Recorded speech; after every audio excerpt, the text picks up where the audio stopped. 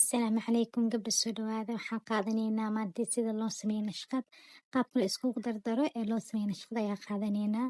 kow waxaa dhiganaynaa saddex ubax iyo waxaa dhiganaynaa laba caleemood kadibna caleemihii aan sameynay iyo ubaxyada isku dardaraynaa waxaan ka sameynaynaa nashqad waxaa jira abayaasha qaar oo cilaanka barteen laakiinse aan nashqad sameyn karin ayagoona meel ka fiirinaynin si aa u sameysid nashqad adigoona meel ka fiirsanaynin marka hore waxaa diyaarsataa ubaxyada nashqada ka samey laheyd caleemaha ku dari laheyd iyo wixii dhan diyaari meel gooni ku qor kabacdina isku dardar ubaxyada aan qaadanayno waa saddex ubax oo kala duwan midka u horeeya waa midkan ubaxyada aan markaad sameynaysid waxaa u baahan tahay sagsagta inaad si tartiib ah u sameysid si degan oo kor ka imaanaysa ilaa hoos aadaysa inaa u sameysid inaa markaad sameynaysid midna aad kor ka keenin midna aad hoos ka keenin haddana waxaan qaadanaynaa ubax labaadna waa wareejinaynaa isagana midka aragtidna adeerta waa wareejin kartaa haddaa aragtidna circle kaliya waa ka dhigi kartaa ubaxyada aan isku dardari lahayn aa dhammaantood soo sawiraynaa oo soo dhammaynaynaa kabacdina waxaa imaanaynaa isku dardarka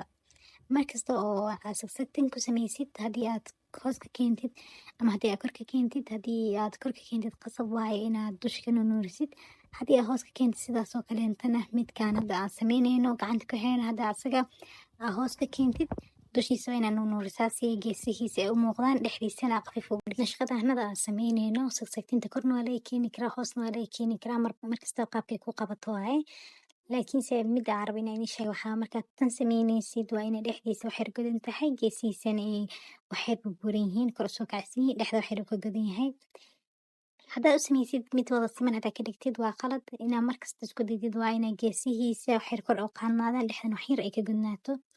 midaan markaad sameynaysid si degan oo tartiib leh u samee dad badan oo dhigto waa arki dadka qaarna way u fududahay wixii adag kuu fudud qofay ku adag yihiin wixii adag kula adag qofay ku fudud yihiin haddii aad sameyn weysid isku day ku celceli halkii xabo oo sameyn weysid ku celceli ugu dambeyn waa sameynaysaa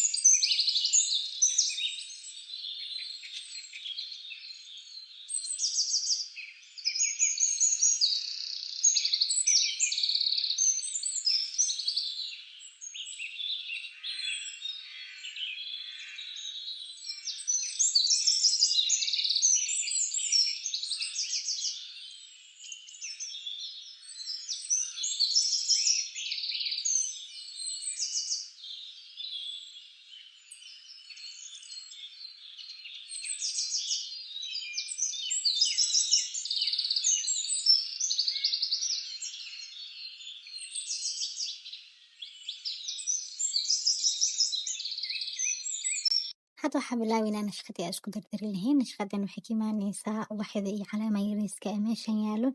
keli waxaa dheeraan doona dhibco yariis wax kalenta oo dheer makusoo dareyno oo intaan ka baxsan hadda midka ugu horeeya soo qaadanay si degana tartiib usoo sameey kabacdi sagsagtiisa kusoo wada samee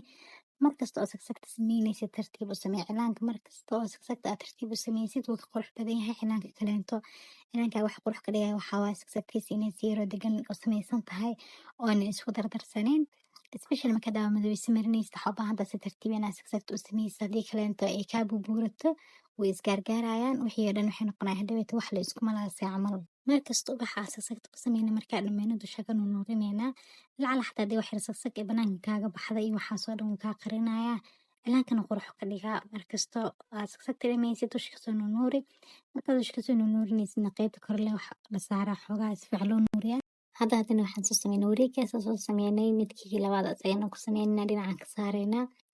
asagana si degan oo tartiib ah u samee qeybta dhexe markaad godaysid ay kaaga noqon wax zaaid u godan oo camal oo gudaha ku jirta kaaga noqon laakiin wax yar qoolaab yariis camal inay u godnaato kadibna sagsagta kusii sameynaynaa asagana sidoo kale markaa sagsagta ku dhameyno dusha kasoo nuurinaynaa asagana dusha lagasoo nuurinayo wax weyn loo saarmaan geesaha la nuurinayaa qaybta dhex markaa nuurinaysidna khafiifa ka dhigaysaa ama waa maraysaa oo iska dhaafaysaa ama khafiifa tartiib ugu dhigaysaa labada geesood si fiican u muuqanayaan qaybta dhexena khafiifa looga dhigaa kadibna haddana waxaan kusoo xijinaynaa ubixi kalenta kusoo xijinaynaa oo saddexaad asagana geeskaas ayaa kasoo saarnay asagana sidoo kaleenta markaa soo sameynay kabacdi sagsagtiisa u sameynaynaa sagsagta markaa asaga ku dhameyno keliyaata markaasayto waxaa ku dareynaa caleemaha geesaha kaga dari lahayd iyo kuwa ku dhameyn lahayn. Mar walbana shaqada aad saa camal u dhameysid oo waxaydii aad sameyn lahayd aad ku wada sameysid in adigoo dhameys u sameynin, yacni wax lagu dhameeyo caleemo lagu dhameeyo adigoo u sameynin. Hadda caleenta ku dhameynayna mid ugu fudud waaye, kuwa meesha yaal mid 5 xabo ah ku dhameyn doonaa. Geesahan waxaa ka gelinaynaa midka 3 xabo ah, midka 5 ahna waa ku dhameynaynaa. Kaliya hadda waxaa dheer wax meesha noo yaalo dhibco yaryar aan geli doono. Inta kaleenta waxaa waaye inta meesha noogu qoran. Caleenta hadda aan ku dhameynayno markaad sameynaysid iska gaargaarin si tartiib ah u samee. 5 xabo waaye. 5 xabo markaa ku dhameysid geesaas dhibco yaryar ka gelinay oo yar. Markastoo xilaa aad dhameysid waa inaa wax ku dhameysid inaa sidiisa ugu tagtid maahan. Hadda sidiisa ugu tagtidna quruxdii dhan ka nusqaamayso. Soo in wax lagu dhameeyo waaye. Hadda wax ku dhameynaa caleemahaas. Mid 3 geeska ayadana ka gelinaynaa. Sidaas hadda wax ku haysanaa nashqadaas ka kooban kaliya inta meesha noo taalo. Waxaa dheer ooda sirta iyo dhibca yarka ah bas.